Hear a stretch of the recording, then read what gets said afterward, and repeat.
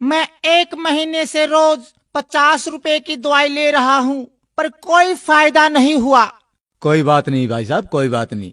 कल से मैं तुम्हें 40 रुपए की दवाई दूंगा, 10 रुपए का फायदा होगा। ठीक है, पर डॉक्टर साहब एक बात बताओ, मेरे को तो खांसी थी, फिर आपने मोशन लगने वाली दवाई क्यों दे दी? वो इसलिए तू अब खांसने से पहले 100 बार सोचेगा। ठीक है डॉक्टर साहब, मेरे इस मोटे पेट का कुछ करो। इसका तो सिर्फ एक ही इलाज है। वो क्या डॉक्टर साहब? तुम रोज सुबह 2 ही रोटियां खाया करो।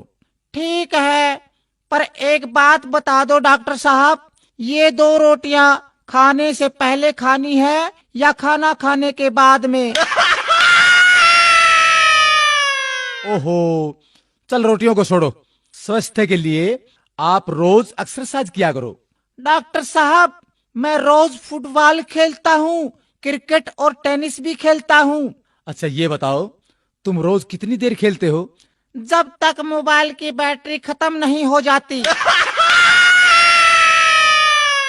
ओहो, बड़े मूर्ख हो यार, तुम तो पागल हो गए हो। कैसे हुए? मैंने एक विधवा से शादी की, उसकी जवान बेटी से मेरे बाप ने शादी की, तो मेरी वो बेटी मेरी माँ बन गई। उसके घर बेटी हुई तो वह मेरी बहन हुई, मगर मैं उसकी नानी का शौहर था, इसलिए वह मेरी नवासी भी हुई। इसी तरह मेरा बेटा अपनी दादी का भाई बन गया, और मैं अपने बेटे का भांजा, और मेरा बाप मेरा दामाद बन गया, और मेरा बेटा अपने दादा का साला बन गया। और अबे चुप कर, मुझे भी पागल करेगा क्या?